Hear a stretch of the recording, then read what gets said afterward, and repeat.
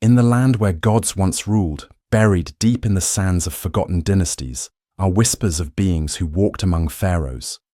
What the hieroglyphs say, no modern scholar dares to fully admit.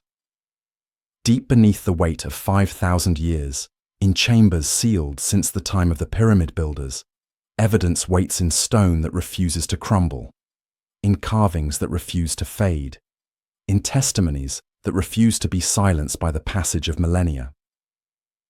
The Valley of the Kings sleeps in the shadow of dawn, its tombs exhaling the breath of ages, its walls holding secrets that would shatter our understanding of human history.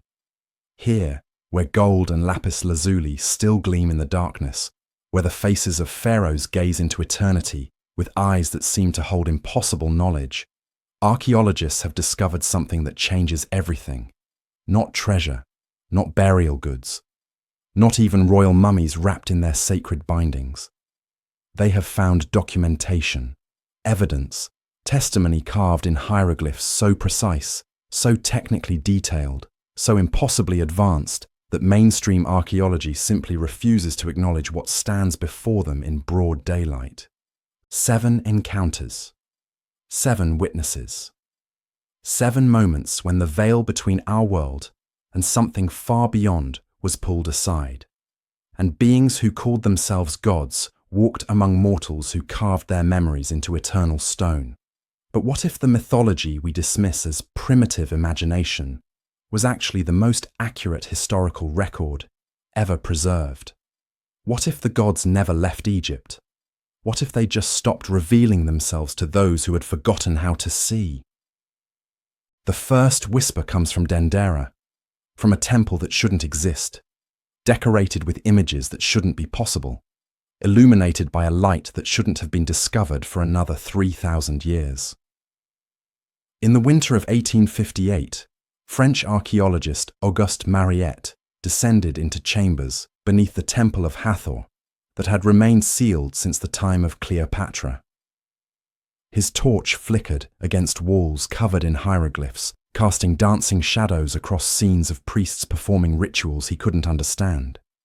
But as his eyes adjusted to the eternal darkness, as his torch steadied in his trembling hand, he saw something that would haunt him for the rest of his life. Carved into the stone with mathematical precision, depicted in hieroglyphic detail that left no room for misinterpretation, were priests holding massive glass bulbs connected to thick cables, their faces illuminated not by the flame of torches or the glow of oil lamps, but by electrical light that emanated from within the bulbs themselves.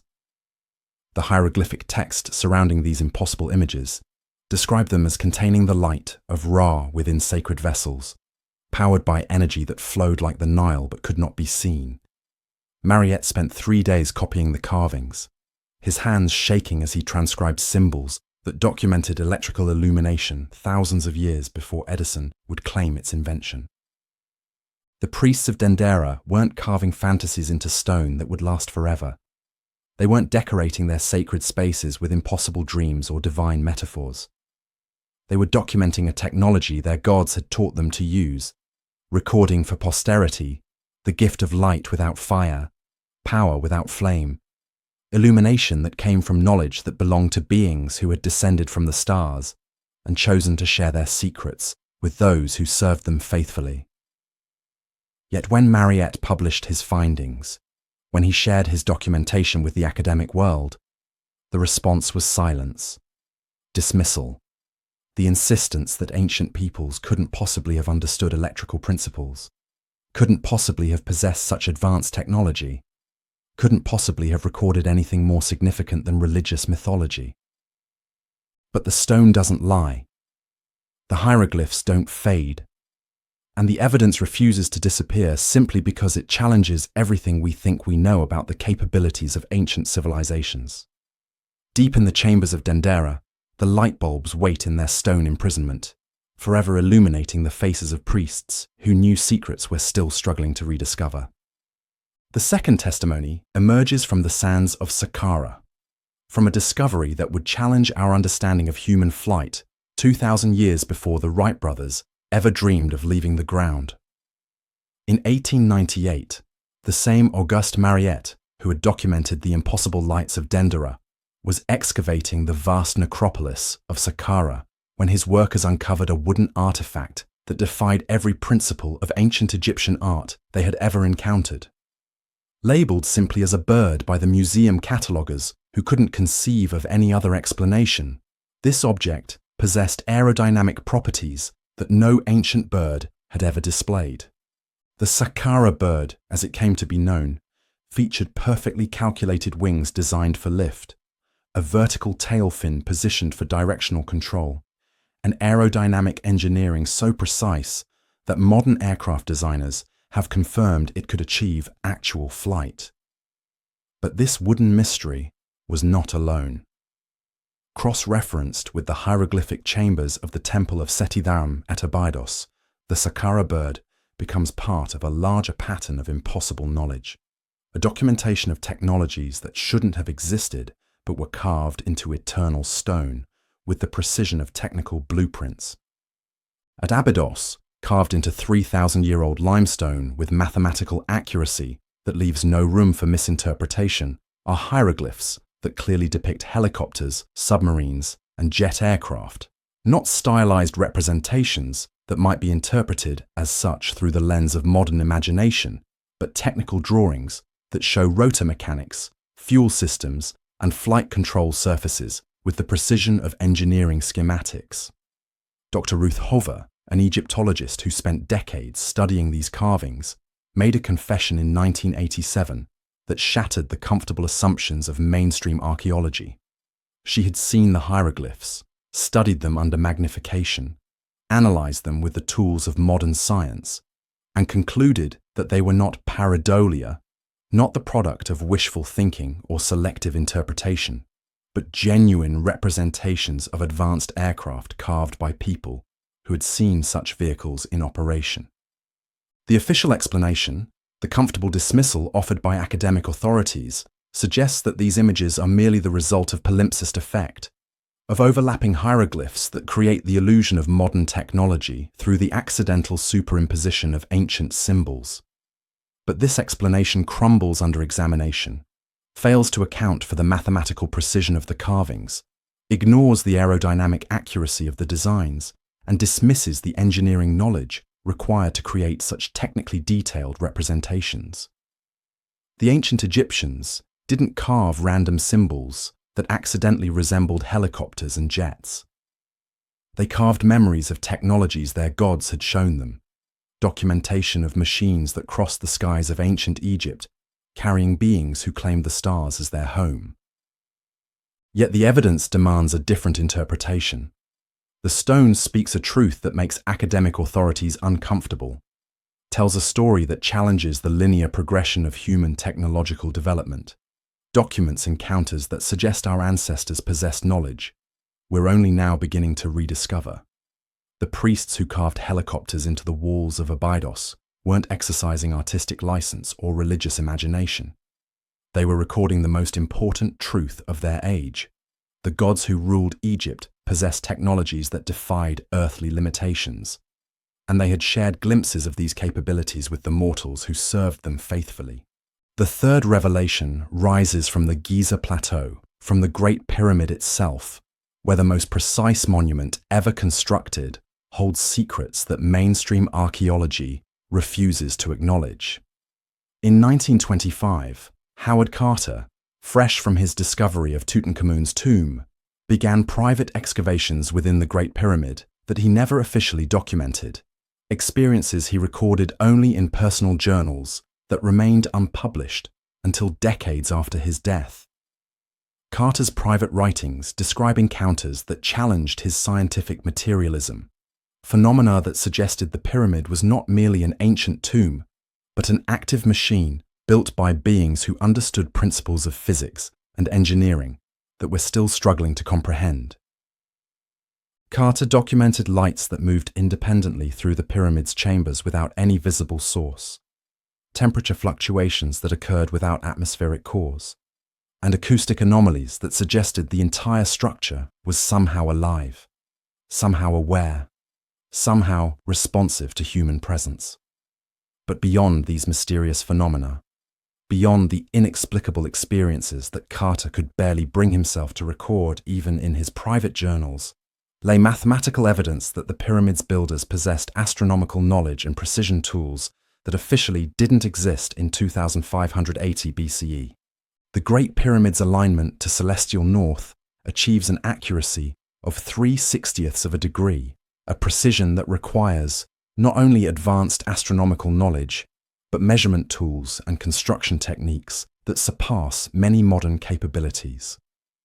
The pyramid's base measurements encode the mathematical constant pi with an accuracy that suggests its builders understood advanced mathematics millennia before such knowledge was supposed to exist.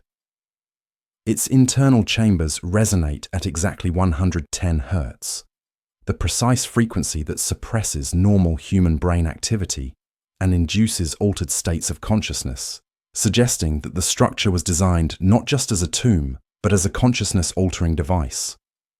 Modern thermal imaging reveals that the Great Pyramid generates internal heat, conducting energy in patterns that match no known ancient construction technique, but mirror the energy distribution systems found in advanced technological installations.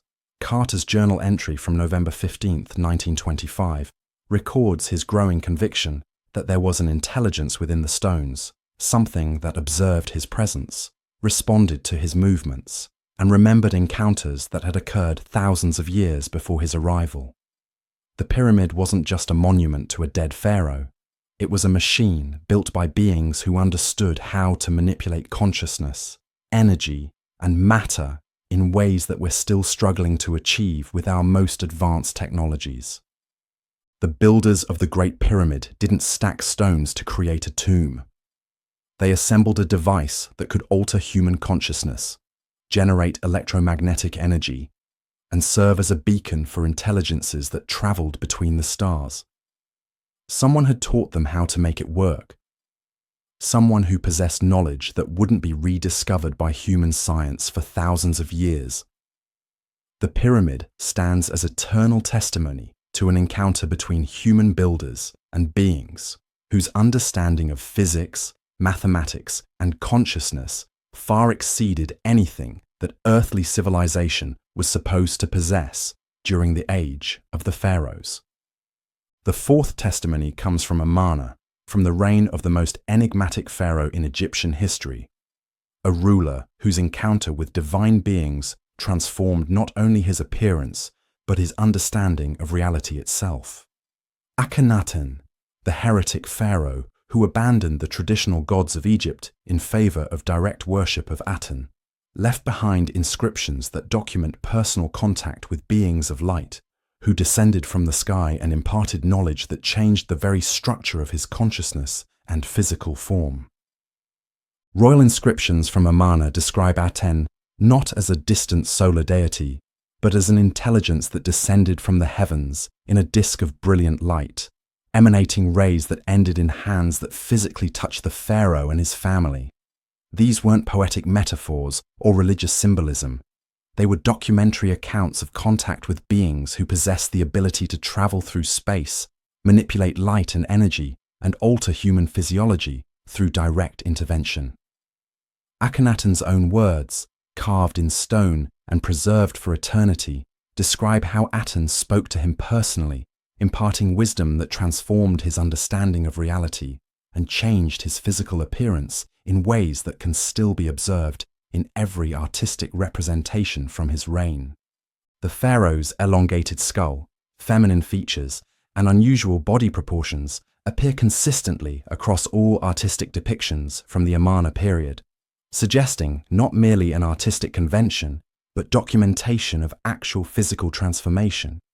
Modern analysis of Akhenaten's mummy reveals skeletal anomalies that match no known genetic condition, but correspond precisely to the artistic representations created during his lifetime.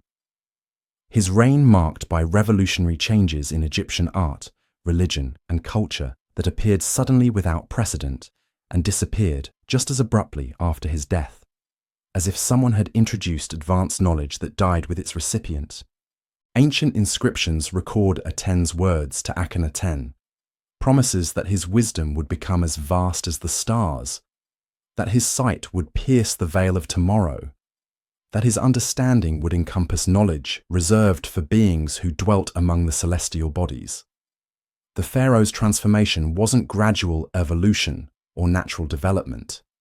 It was direct intervention by intelligences that possessed the ability to alter human consciousness and physiology, beings who chose one mortal ruler to receive knowledge that would briefly illuminate Egyptian civilization, with understanding far beyond its supposed capabilities. But the most telling evidence of Akhenaten's divine encounter lies not in what was preserved, but in what was systematically destroyed.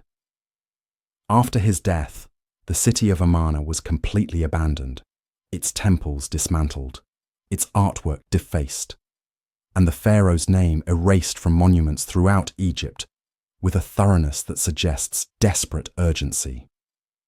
The priests of the old gods worked tirelessly to eliminate every trace of Akhenaten's reign, to erase all evidence of his contact with Aten, to ensure that his direct relationship with beings from the sky would be forgotten by future generations. They weren't destroying the legacy of a heretical pharaoh. They were covering up evidence of first contact, eliminating documentation of divine intervention, and making certain that such encounters would never occur again. The systematic destruction of Amarna, the erasure of Akhenaten's name, and the restoration of the traditional gods represent more than religious counter-revolution.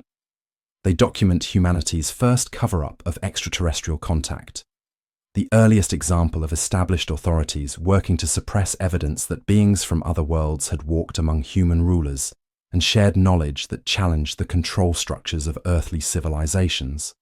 The fifth witness speaks through the Djed pillars, through structures found throughout Egyptian temples that electrical engineer William Flinders Petrie analyzed in 1922 and discovered to be functional technological devices rather than ceremonial objects. Petrie, whose engineering background allowed him to recognize the technical specifications that archaeologists had dismissed as religious symbolism, documented internal structures within the Djed pillars that precisely match the design principles of modern Tesla coils, devices for capturing and directing electrical energy that wouldn't be invented for another century. Hieroglyphic texts describe the Djed pillars as the backbone of Osiris, divine structures that brought the power of the gods to earth and made sacred fires burn without fuel. But Petrie's technical analysis revealed that these descriptions weren't mythological metaphors. They were accurate technical documentation of electrical devices built by a civilization that understood principles of energy manipulation thousands of years before such knowledge was supposed to exist. The pillars' precise copper and gold construction, their strategic placement along underground water channels, and their positioning to capture atmospheric electrical discharge demonstrated engineering knowledge that surpassed many modern capabilities. Petrie's measurements revealed that the Djed pillars functioned as sophisticated electrical equipment, designed to harness natural electromagnetic forces and direct them through temple complexes in ways that could power lighting systems, heating devices, and other technological applications. His private correspondence with the Royal Society, carefully worded to avoid accusations of sensationalism, nevertheless made clear his conviction that these were not ceremonial objects, but functional electrical devices built by people who understood advanced principles of physics and engineering. The positioning of Djed pillars throughout Egypt's temple complexes follows patterns that match modern electrical grid systems, suggesting a civilization-wide power network that drew energy from natural sources and distributed it through precisely calculated infrastructure. The pillars themselves show evidence of extensive use, wear patterns that indicate centuries of operation, and modifications that suggest ongoing maintenance by people who understood their technological function. Yet mainstream archaeology continues to classify them as religious symbols, dismissing Petrie's technical analysis and ignoring evidence that ancient Egypt possessed electrical technology thousands of years before the modern rediscovery of electromagnetic principles. The gods didn't just visit Egypt and leave. They established technological infrastructure, taught human priests and engineers how to maintain electrical systems, and created a power network that sustained advanced civilization for centuries. The Djed pillars stand as permanent testimony to this technological legacy, evidence that beings from other worlds didn't merely observe human development, but actively participated in creating the infrastructure necessary to support advanced knowledge and capabilities. The priests who maintained these electrical systems weren't performing empty rituals. They were operating technology that connected their temples to power sources that transcended earthly limitations. The sixth revelation emerges from the Temple of Seti the Firm at Abydos through the testimony of Muhammad Hassan, a tour guide who in 1975 discovered hieroglyphs that academic authorities have spent decades trying to explain away. Hassan's account describes his shock at finding carvings that clearly depicted helicopters, tanks, and aircraft with technical precision that left no room for misinterpretation, and his greater shock at watching tourists and even trained Egyptologists refuse to acknowledge what stood before them in broad daylight. The helicopter hieroglyphs at Abydos represent more than isolated anomalies. They form part of a pattern of impossible knowledge found throughout Egyptian temples, technical documentation that appears at Karnak, Dendera, and Edfu with consistency that suggests widespread familiarity with advanced aircraft throughout ancient Egyptian civilization. Aerospace engineer Jim Hurtak's analysis in 1987 concluded that these weren't artistic representations or religious symbols, but genuine technical drawings that showed rotor mechanics, fuel systems, and flight control surfaces with engineering accuracy that required direct observation of operational aircraft.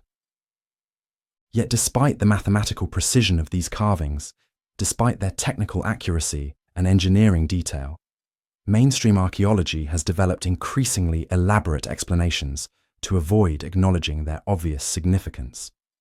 Dr. Zahi Hawass, Egypt's most prominent archaeological authority, has insisted that the helicopter hieroglyphs result from palimpsest effect, accidental overlapping of different hieroglyphic inscriptions that creates the illusion of modern technology. But this explanation fails to account for the precision of the images, the consistency of similar depictions throughout multiple temple sites, and the technical knowledge required to create such detailed representations. The systematic exclusion of these hieroglyphs from mainstream archaeological texts, their absence from museum exhibitions, and the consistent refusal of academic authorities to address their technical significance reveals a pattern of deliberate suppression. The evidence carved in stone at Abydos and other temple sites documents technologies that shouldn't have existed in ancient Egypt. Aircraft that traveled the skies of the Nile Valley, carrying beings who possessed capabilities that transcended earthly limitations. The priests who carved these technical drawings into eternal stone weren't exercising artistic imagination. They were preserving the most important knowledge of their age, documenting the vehicles that carried their gods between Earth and the stars. Modern analysis of the Abydos hieroglyphs using high-resolution photography and computer enhancement has revealed details that make the palimpsest explanation increasingly untenable. The helicopter image shows internal mechanical components, rotor blade angles calculated for optimal lift, and fuel system configurations that match modern aircraft design principles. These aren't accidental overlaps of random symbols. They're precise technical documentations created by people who had observed advanced aircraft in operation and understood enough about their mechanical principles to record them with engineering accuracy. The helicopter hieroglyphs at Abydos represent humanity's earliest aviation manual, technical documentation of flight technology that wouldn't be rediscovered for thousands of years. The priests who carved them into temple walls weren't recording religious visions or mythological fantasies. They were preserving knowledge that their gods had shared with them, documenting the vehicles that carried divine beings between the heavens and the earth, recording for future generations the evidence that humanity had once possessed access to technologies that surpassed our modern capabilities.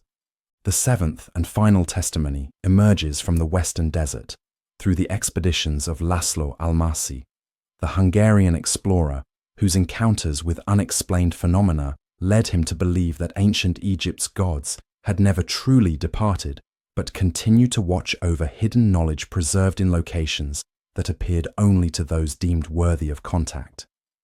Al-Masih's private journals, not published until decades after his death, document experiences that challenge our understanding of what remains possible in the Egyptian desert, encounters with intelligences that seem to remember human history from perspectives that spanned millennia. The legend of Zazura, the oasis of little birds described in medieval Arabic texts as a city that appears only to those chosen by its guardians, gained new significance through Al-Masih's documented encounters with lights that moved with purposeful intelligence across the desert, leading his expeditions toward locations that appeared on no map, yet corresponded to ancient descriptions of hidden temples and preservation sites. His journals describe finding stone structures that seemed to respond to human presence, hieroglyphs that glowed with their own internal light, and beings that he could perceive only in his peripheral vision, entities that seemed to be evaluating his intentions and determining his worthiness to access knowledge that had been preserved since the time of the pharaohs. Modern satellite imagery has revealed geometric patterns buried beneath the sand in locations that match Al-Masih's descriptions, underground structures that show clear signs of artificial construction yet don't correspond to any known archaeological sites. Ground-penetrating radar has detected electromagnetic anomalies in these areas that suggest technological installations rather than natural geological formations, evidence that something artificial and highly advanced lies beneath the desert floor in patterns that align with Al-Masih's accounts of encounters with guardian intelligences. Al-Masih's final journal entry, written shortly before his death, records his conviction that he had encountered the guardians of ancient knowledge, beings who had been waiting in the desert since the time of the pharaohs, preserving technologies and wisdom that humanity had lost and deciding whether modern civilization was ready to remember what it had once known. His description of these encounters suggests contact with intelligences that possess knowledge spanning thousands of years, entities that remembered Egypt's golden age and were monitoring humanity's progress toward readiness for renewed contact. The western desert of Egypt, vast and seemingly empty, holds structures and installations that appear only to those who approach with proper understanding, locations that remain hidden from casual observation, but reveal themselves to explorers who demonstrate worthy intentions. Al-Masih's encounters suggest that the gods of ancient Egypt didn't depart when their open worship ended. They withdrew to hidden locations where they continue to preserve knowledge and watch over humanity's development, waiting for the moment when earthly civilization demonstrates sufficient wisdom to receive renewed access to technologies that could transform our understanding of reality itself. The patterns Al-Masih documented, the geometric structures revealed by satellite imagery, and the electromagnetic anomalies detected by modern survey equipment point toward preservation sites established by beings who understood that human civilization would eventually lose access to the knowledge they had shared. Installations designed to safeguard advanced technologies until humanity proved ready to receive them again. The desert keeps these secrets not through natural concealment, but through the active protection of intelligences that continue to evaluate human worthiness for contact with knowledge that could revolutionize our understanding of physics, consciousness, and our place in the cosmic order. 7 encounters, 7 witnesses, 7 moments when the veil between our world and something far beyond was lifted to reveal beings who possessed technologies that transcended earthly limitations, knowledge that spanned the cosmos, and wisdom that challenged every assumption about human history and development. The evidence carved in stone throughout Egypt's temples, documented in the private journals of explorers and archaeologists, and preserved in accounts that academic authorities have spent decades trying to explain away, points toward a single, revolutionary conclusion. The gods of ancient Egypt were not mythological constructs or religious metaphors, but actual beings who visited Earth, shared their knowledge with human civilizations, and left behind documentation of their presence that continues to challenge our understanding of what is possible. And now, as our satellites map every grain of sand in the Egyptian desert, as our ground-penetrating radar reveals chambers beneath the Sphinx that authorities refuse to open, as artificial intelligence decodes hieroglyphs faster than human scholars ever could, we stand at the edge of rediscovering what ancient Egypt never forgot. Our most advanced technologies are approaching capabilities that match the knowledge preserved in temple carvings. Our understanding of consciousness and energy manipulation is beginning to comprehend principles that Egyptian priests documented thousands of years ago. Our exploration of space is preparing us for contact with intelligences that ancient civilizations recorded as historical fact rather than religious belief. What if the greatest archaeological discovery we'll ever make isn't buried in the sand, waiting to be found, but already walked among the pharaohs, left its knowledge in plain sight, and has been watching us struggle to remember what we once knew? What if the gods of Egypt never left, but simply withdrew to hidden locations, where they continue to preserve technologies and wisdom until humanity proves ready to receive them again?